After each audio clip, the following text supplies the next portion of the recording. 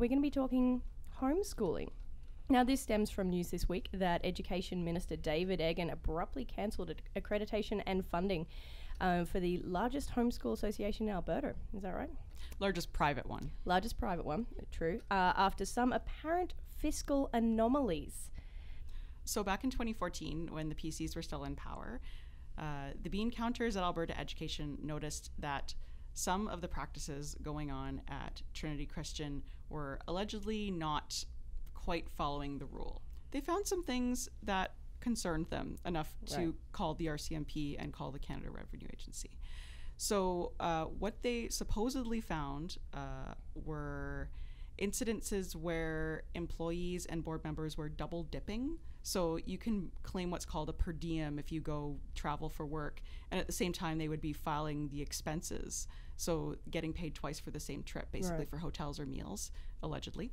And that those decisions were never going before the board of Trinity Christian.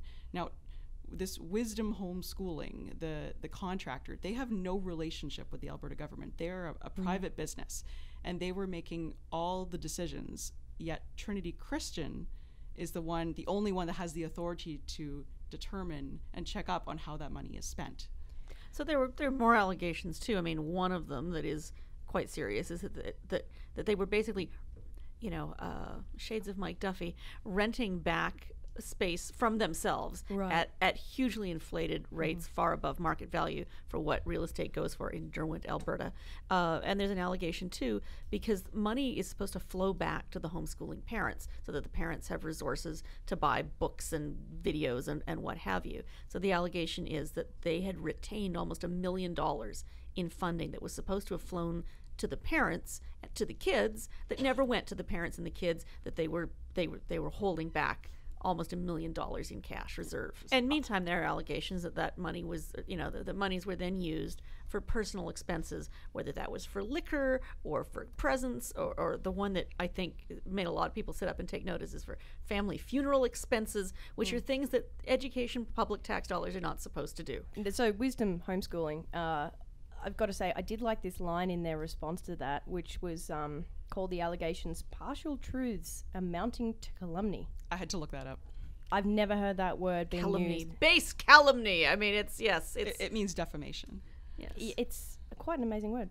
What I think has been interesting has been the reaction to the education minister's decision. Right. Yeah. And I have been fascinated to see how in our stories and in our letters to the editor as well, have been parents saying, some of them have completely dismissed the report. Others say, okay, if there are problems, this needs to be looked into. But they're quite outraged that this has been done with, instantly, that the board, the accreditation was pulled, and now they feel like they are out in the cold and they don't know what they're going to do in terms of their children's education.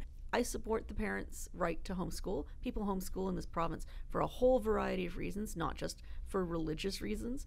And I think that parents do have a right to decide what kind of education their children receive. That said, if we want homeschooling to work, and if we want kids to come out at the end of 12 years of it, formal education at home, ready to go on to post-secondary, ready to go into the work world, there has to be oversight. The government has not just a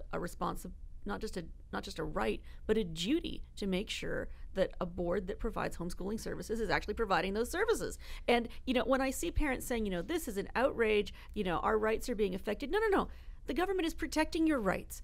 Because if homeschooling doesn't work, if the homeschooling board is not functional, then your right to homeschool is actually under threat. You want your kid to be getting the resources. You don't want the board to be stockpiling $1 million that was supposed to flow to you to provide educational supports for your child. So I say this as somebody who supports the right to homeschool. If the government doesn't step in and make sure that the boards that provide homeschooling support are actually doing their jobs, everybody loses.